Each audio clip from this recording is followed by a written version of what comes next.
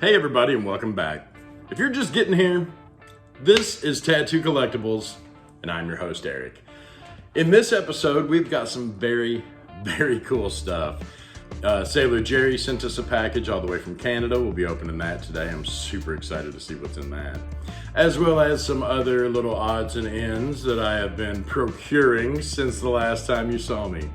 So, without too much further ado, we're going to turn it over to Mailroom Eric because he is beside himself today and wants to show you all some really cool stuff. So, I'll be back later on in the show with some Machine Head episodes and this and that. But for now, enjoy Mailroom Eric. He's real excited. We're turning it over to him now. What's in the mail?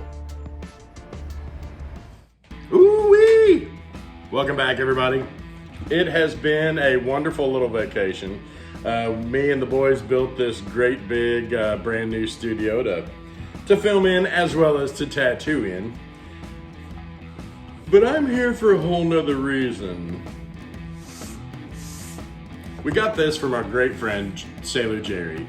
Sailor Jerry Swallow out of, let's see where he's out of. I know he's in Canada, but I'm not sure where. He's in New Glasgow, Canada. He sent us this in the mail, unprompted. All right, there is a business card in it so far. A signed business card from the man himself, so we'll set that over to the side. There's definitely some other goodies in this thing as soon as I can get them shook out. Oh, come on. All right, we're gonna go ahead and take everything out and then I'll show you because I don't want to mess anything up. Getting it out of the tube. I'm a little rusty.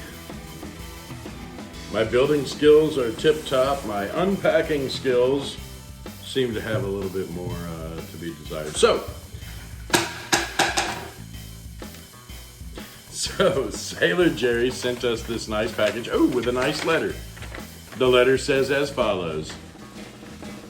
This is a sheet of Charlie Snow done in the early 50s. He only used about 6 of these big sheets and some small ones. I tattooed off of this a lot when I started with him in 1960. It is the only sheet that survived from Charlie. His grandson had the original. Will not let me have it. He gave it to our war museum, don't know why. But I bothered them until I finally got a copy of it. Charlie started tattooing with Professor Fred Baldwin in 1919. Fred was a late 1800s tattooer. Tattooed in the field in the Boer War in South Africa in 1899. He and Charlie were from London, UK. My deal with Charlie was I worked for him for 1 year. I could take over the shop 50-50. He just wanted to live in the back room of the shop. After my year was up, I stayed with him until he died 10 years later, still giving him half the cash. After his death, I gave the money to his lady until she passed, because that's how it was done then. That's how it should still be done, by the way, for all you out there listening. The biggest day we had was in 1962. It was $470. That was a lot of tattoos then at $2 up. Charlie would tell you a little sink or swim, but he would bail you out if you got lost. So there was a lot I was missing when I went. Luckily that I was in contact with Huck Spalding and Paul, so I got a hold of Huck, and he told me to come on down, and went from there. Huck done a lot for me, and I'd done a load of stuff for Huck. Never took a penny from him. Even when he offered, miss him a lot. Anyway, Charlie never used paint, only pencils. Even with the black was graphite pencil. Baldwin used house paint and painted his flash on window blinds. Now, I'll get back to that here in a second. There's a reason they put them on window blinds. Well, I'm giving you this sheet. It needs a good home. I have my memories. I don't need material things to remember these old fellows. Love them all. Hope you get it out of the tube and it's not damaged. Also, Charlie would put 4 coats of varnish on the sheets to keep them clean. That made them hard and brittle. but they looked brighter. Take care, my friend, Jerry. I always love to hear from Jerry. He's such a great dude. The blinds. The reason they would put them on blinds is because at one point it was illegal to tattoo where they were. Now they did this in New York too. They would put them on window blinds and they'd pull them down when they were tattooing, and then if the authorities came in, they would put the blinds up so they couldn't see any of the designs. And then they could claim, oh, we're just cutting hair in here. Oh man. Jay Pointney. Now, I believe this is, he's got a friend on Facebook that I see all the time. I believe did this for him. I think this is awesome. We're gonna frame this up with some more Sailor Jerry collectibles, and we're gonna hang them right here in the new studio. Now, this is the, man, this is the Charlie Snow piece. And it is, whoa, precarious. No, it is gorgeous. Check that out. That is, and I'll get you some better pictures of this, but if that ain't the cat's meow, Jerry, I don't know what is, man. Like, that is some cool stuff. And it came to us from New Glasgow, Canada, straight from Sailor Jerry. Jerry, I'd like to thank you. Oh, let me put that in front of my face while I thank you. I would like to thank you for this. This is awesome. This will be displayed with some more of your stuff. I need to find a picture of Charlie Snow, apparently, and I will put the picture or a facsimile of one of his cards with that. That's just, it's such neat stuff, and I'm so glad to be back, you know, and this, chances are I'll end up framing the letter right along with all the other stuff. Because, you know, with this history, we want to keep it, you know? All right, now, that was a tube, so I didn't need my, you know what I'm going for, my Mr. Domo Tennessee fighting knife. The next one we are opening today is from Mr. Ed Eboli from Theodore, Alabama. Now, I get a bunch of things from Ed. I believe it's Electric Ed. And, oh yes, he always packs these up with intent. With the intent of them getting to me non-effed up. And he's done it again today, ladies and gentlemen. Alright, so, ooh, voila! Which means, and then I found out, these are super cool. These are cards from all over, really. And there was a couple, and Gulf Coast Tattoo, that's Electric Ed. That's one of his cards. Gulf Coast Tattoo, World Famous. There was a couple in here that I was like, ooh. This one I have no idea who it is, because it's got no name on it. But I thought that there was a standout in here. I guess not. I guess this old Ed's tattooing card was the standout. Usually when I see cards, I just go ahead and pop on them, especially if they're not too much. Oh, here is exactly why I popped on this one. We skipped it. There was a black cat tattoo, but this is a Superior card. These are hard to come by. Now, when you ordered a kit from Superior about, you know, how to tattoo or whatever, they would send you a bunch of these cards and it says tattooing by phone and appointment. You were meant to just write your name on these and those be your business cards. So that is the one that I wanted the most from this set. What an awesome set. Thank you, Ed, out there, if you're listening. I will be taking that Superior card and putting it with some Superior tattoo machines. We opened those 2 plastic machines last season, and they'll probably be going with that. So, this next one, again, is from Ed. Now, usually Ed's got a bunch of different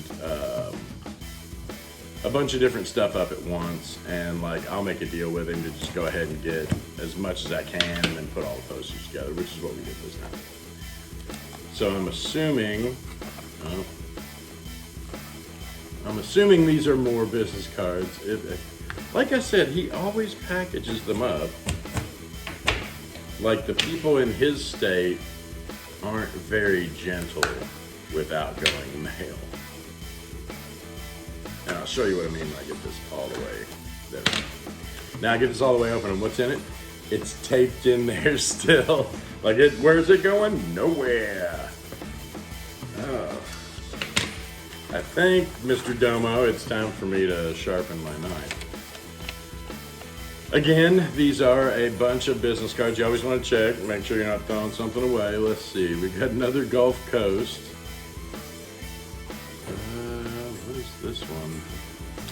Way Cool Tattoos from Niagara. That's cool. Oh, neat. That's a, looks like a Kevin Brady card almost. What do these people have in common?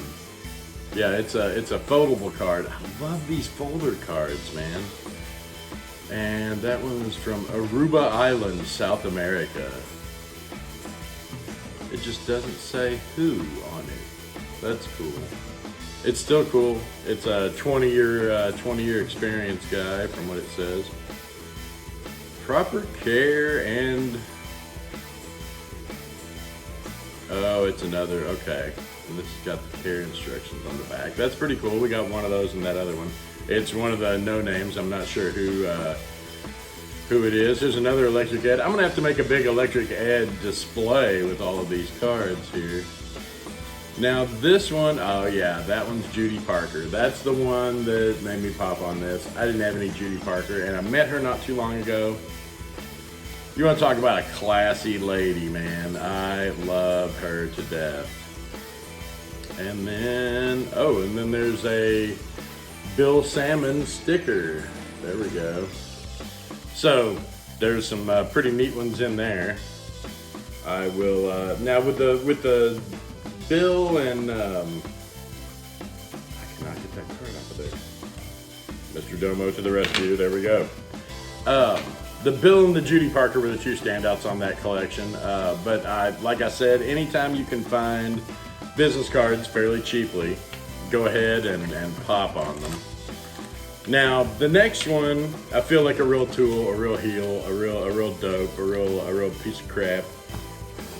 This one is from Flea, from Shane Green in Australia. I have been promising to send Shane cards back since I got this. And I got this, it doesn't say. I got this a second ago. And I want you to know, Shane, I've not blown you off or forgotten about you. I definitely am going to get back with you because this is awesome. He sent us a bunch of it. He's trying to do the world's record in business cards. Oof. So he sent us, Jiminy Christmas. He sent us a bevy of stuff from Australia. And a lot of it is Australian tattoo history. These are super cool. This one is from Flea, collector of tattoo cards, it says. How cool is that? So yeah, Shane is a tattoo collector, extraordinaire apparently, and is into the history. Now look at that. That is an awesome card. That's a repop of an old, I believe, Wagner card. But these are super cool. They're all from, they look to all be from Australia. Some super nice looking cards in here. A couple stickers. Let's see. Ooh, that's a good power sticker right there. That's an awesome sticker. 25 years of Shane Green collecting. There's another one, and a Fleet. That's cool. Ryan's Gordon. These are cool, man. And then a bunch of postcards. Oh, that's a whole set. Oh, cool. These are Australian machines, tattoo machines. So, and then Tuttle did something a little like that where he put the poster out. I guess the Australian Tattoo Machine, or the Australian Tattoo Museum put these out. Here's an old Cindy Ray. There's an old Dickie Reynolds. Like, these are awesome. These are super cool. I can't wait to get these framed and up, as a matter of fact. Yeah, that's a standout super coolness right there. And then some little Tokyo stuff. These are really cool. Just a bunch of Australian tattoo history. Now, besides Cindy Ray, I'm not really familiar with a bunch of the Australian tattooers, so this is twice as awesome. Flea, I promise, there's some coming your way, buddy. We've been building this new studio, and I've been super swamped with other things, so I do apologize about not getting to them. But you will get some from us. So that, and I say it like, well, that's it. That's what we got in the mail today. But that is what we got in the mail today. And I think that is pretty awesome. Again, I want to thank Flea, Shane Green, for sending all that cool stuff from Australia. Jerry, I want to thank you once again for sending all this cool stuff from Canada. I've been buying a bunch of Jerry's originals. He's been selling them on Facebook. I suggest if you're not a friend with Sailor Jerry Swallow on Facebook, go right now, friend him on Facebook, and then the next time you see him put up originals. Now, these are not production flash. These are originally done by him on watercolor paper and painted by him. They look amazing. I pop on one every time I can, and I've got 4 or 5 of them. Definitely don't sleep on it. Get on there today and start getting you some of those, because he also sells them pretty reasonably. Well, that's what we had for you with What's in the Mail today. Coming up is a Machine Heads episode. Enjoy that. And I'll turn it back over to announcer Eric, and we'll see what he's got for you. I'll see you next week. All right. As that crazy dude told you, we're about to do a new Machine Heads. These are actually another of the lost episode Machine Heads. We lost a few of those too. I found an SD card that had all this on it, and I was like, why didn't I put that up yet? So you'll be seeing some of those here in the next couple weeks. Here's one now. Hey everybody, and welcome to Machine Heads. This week we are reviewing the Apollo from Unimax. Now this is a bent frame. It's a bent frame as far as the swing arm and the bottom goes. The front seems to be a pretty decent tube vise. It's got the Strongman tube vise on it, which was an upgrade from Unimax. You can get these in a couple different ways. You get the cheaper ones, you get the better ones. This is definitely one of the better ones. It's got a silver contact point on the back. It's got a silver contact point on the spring. Here's some pictures of those.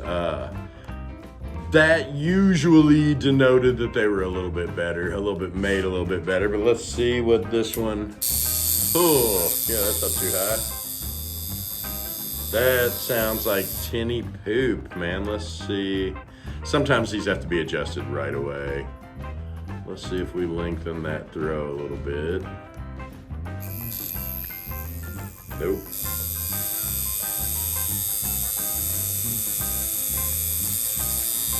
Ooh. That sounds like shit. Doesn't sound very good for a machine that's got silver, so much silver on it, you know? I would probably, if it were me, I'd probably set this one up as a liner. The springs on it are pretty whack. This one might have been used a ton though too. You never know when you get used machines. This one could have been put through the ringer several times. Yeah, usually I can adjust them and get them to sound better, but even with that, this one just doesn't sound great. It probably needs an O-ring on it. Let's try that. Give me just a second, and we'll go get an O-ring for it. Damn, Margera. All right. Okay, so I found an O-ring. Let's see if this O-ring makes any difference on it. Sometimes when you get a real tinny sound like that, you can take one of these rubber O's, and I'll show you how to do this right quick. Take one of these rubber O-rings and just put it right down the back of your machine. See how that one's on now? Goes in between the spring and the armature bar. Now, the old timers used to call these silencers. Now, you remember the rattly sound that we heard a second ago? Let's see if we still hear that. Ooh, that was up a little bit. It also increases your spring tension, so you probably have to back it up just a little bit. That sounds better, doesn't it? That's what it was missing. Oh, now it punches. Okay, let's give that a little bit bigger of a throw, because I have a feeling this wants to have a long throw. Yo. Damn, it's good to be right. That one needed an O-ring. Just goes to show, sometimes when you get these used machines, sometimes they run really great right out of the package. Sometimes you gotta mess with them a little bit, you know? Tuttle always said, mess with them till they're right. Now, as far as this one goes, Unimax isn't known for making terrific machines. I'm sorry, Unimax, if you're listening out there, you're just not, man. You're just not where some other guys are. Some of the components on these machines are brilliant. But when you put it over all together, this is about as good as I've heard one run. It is a little punchy. I bet I could turn it up just slightly. No, it loves right at about 7.8. That's about as high as I want to take that. Let's see if it'll go any lower and still run nice.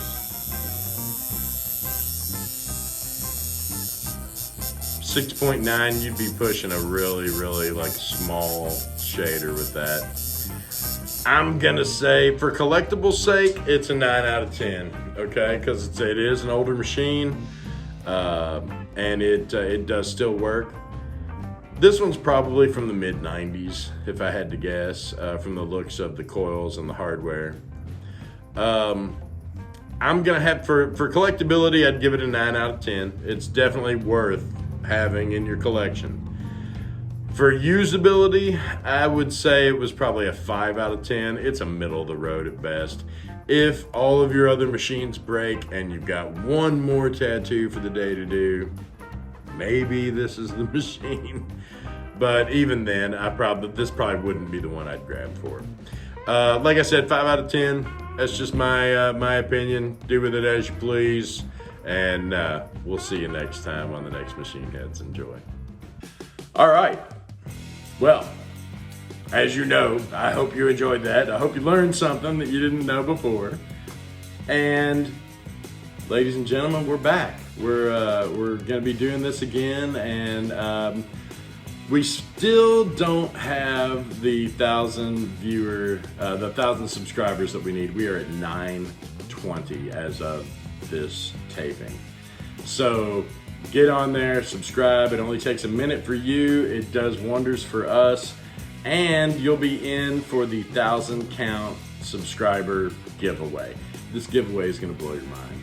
I've been hyping it since last season. I've been getting new stuff since last season, and we'll be putting it in with this. In one of these episodes, one of these days, as soon as we hit 1,000, I'm gonna show you what we're gonna give away. And then the following week, we'll give it away. So hit that like and subscribe button. And until next time, you know what I want you to do? I want you to stay safe. I want you to be nice to each other. And I want you to keep on collecting.